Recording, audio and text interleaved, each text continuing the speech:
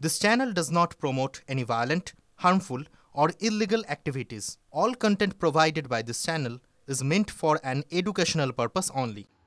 এই যে বলছেন না বহিরাগত মদ্যপান বিছানা এইসব এটা আপনার অভ্যাস আছে, আপনারা প্রকাশ করেনি, কোথাও ফেসে গেছেন তাই বিয়ে করেছেন, এসব আমাকে বলবেন না।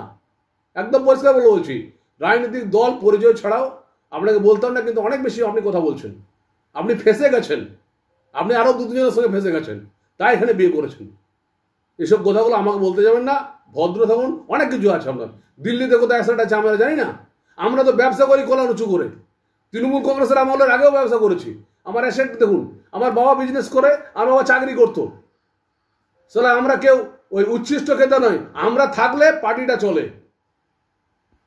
আমরা কর্মীদেরকে দেখি, আমরা আপনার মতন ওই ভ্রান্ত ঘুরে বেড়াইনি। এইসব ধরনের কথা শুভেন্দু অধিকারী পরিবার সম্বন্ধে জানবেন। তার পেট্রোল পাম্প, তার বাবা 1972 সাল থেকে কাউন্সিলর ছিলেন, অধিকারী পরিবারের একটা বড় লিডার ছিলেন, তাকে নিয়ে আপনি উল্টাপাল্টা বলছেন। আমরা মেনে নেবো নাকি সবসময়?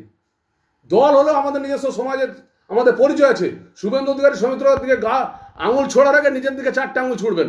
কোথায় আপনি মশাই? আপনি শিক্ষক পার্থ চ্যাটার্জির যে প্রসন্ন যে ধরা পড়েছিল, তার ঘরে কি করে আপনার ফাইলটা গেল? তার ঘর কই? সৌমিত্র খানকে নিয়ে এত মহিলা কেস করেছে, সৌমিত্র খানকে এতগুলো কেস করেছে। অভিষেক বন্দ্যোপাধ্যায় গত সপ্তাহে হাইকোর্টে কেস করেছে। কই সৌমিত্র খানের বিরুদ্ধে তো কেস কমছে না, আপনাকে তো দেখি না কোথাও।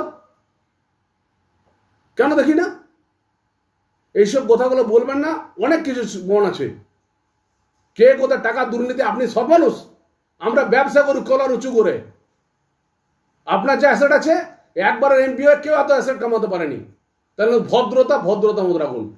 একদম বলছি, শুভেন্দু অধিকারী সৌমিত্রকে আঙুল তুলে কথা বলুন না। কারণ আমি বিজেপিটা আমার নিজের পায়ের দমে করি, নরেন্দ্র মোদীকে দেখে করি, এই কলার উঁচু করে বলছি। আমি তো এমপি ছিলাম 2014 থেকে 2019, তার আগে এমএলএ ছিলাম, পঞ্চায়েত মেম্বার ছিলাম। আমি যেখানে থাকি দল সেখানে সেইভাবে চলে।